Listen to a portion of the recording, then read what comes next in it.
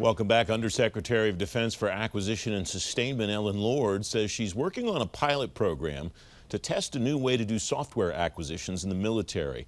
The pilot would use a new color of money to let contracting officers buy software with a separate agile budget activity. Nick Sinai is Senior Advisor at Insight Partners, former U.S. Deputy Chief Technology Officer. Nick, welcome. Thanks for coming on the program. Your friend, Jen Palka, who is now on the Defense Innovation Board, tweeted, "This is a way bigger deal than it sounds like." Why is that the case, Nick? I totally agree. It is a big deal. Traditionally, the way that acquisition of software works, or the acquisition of anything really in the Defense Department, is this idea of we'll plan for years, right? This RDT&E kind of money. We'll then do a big bang procurement, and then we'll have kind of ongoing operations and maintenance. And so that doesn't make sense. I mean, maybe that makes sense for large battleships, right?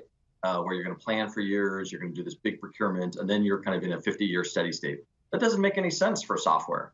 And so if we can collapse those three categories into a single color of money, that's the goal here. And Ellen Lord has said that they're going to pick 9 programs, some that are software-intensive weapon systems and some that are more traditional defense business systems, and pilot this new color of money over the next couple of years to see if Congress can still have a level of oversight, but ultimately, can we deliver capability faster? Is it possible that it's both much more of a big deal than it appears on the surface and much less of a big deal than it appears on the surface? And the reason that I say that, Nick, is because the department's been talking about doing more agile software acquisitions for a number of years now, not just this administration. I mean, the Obama administration was talking about it, as you know, too.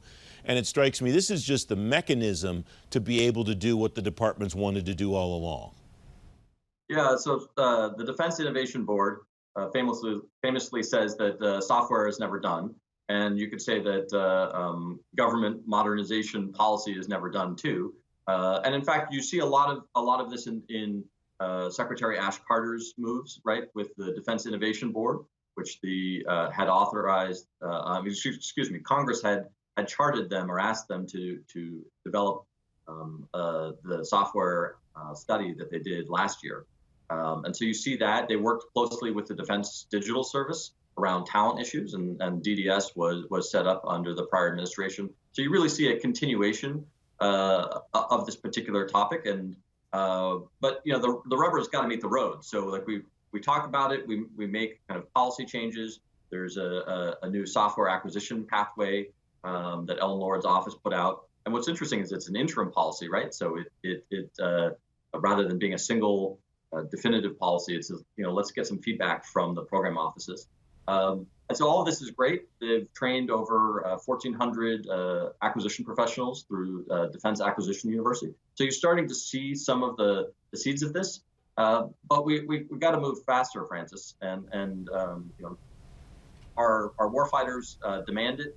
Our adversaries aren't waiting, and so we absolutely need to build, buy, and integrate software better. So what you're proposing is the same thing a lot of people are proposing about a lot of different things in the Defense Department, and that is more speed and more scale. What does that look like in this realm, Nick? Well, so I think there's a few things here. One is we have to buy software better. So look at Defense DIU, Defense Innovation Unit, right? We have one up here in Boston, also in Silicon Valley and Austin. And that really is how do we buy commercial technology faster, including from the venture capital-backed ecosystem, these high-growth software companies that don't traditionally serve the Defense Department. That's one piece of it. We have to figure out how we buy custom software better, and that's a lot of what we've been talking about right now. And so that's going to be another piece. But the other piece of this is how do we do software better inside the services and inside the foreign state? And that's why I'm so excited about Kessel Run. And you see Army Futures has announced that they're going to set up a software factory and upskilling the workforce, not just for these software factories, but for the acquisition professionals. And so that's why I'm excited to see the launch of Air Force Digital University.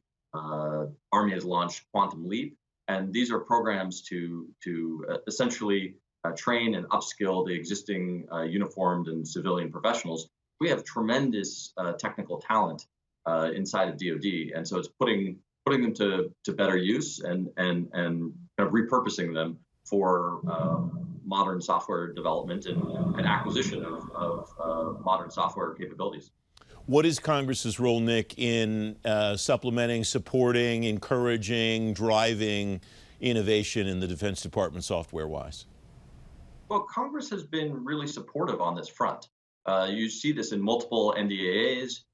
They're the ones that tasked the Defense Innovation Board for creating the software study and worked very closely. So you see it in both the House and the Senate side. They've been supportive, and it's true in the IAA as well as the NDAA. So you see this, but of course Congress is not a monolith, and so there's a difference between the authorizers having an idea and the appropriators wanting to actually follow through. So one thing that we'll see is, will the appropriators actually appropriate in a single software bucket, or do they want to do more traditional appropriations? Nick Sinai, thanks as always. It's great to see you. Thanks, Francis.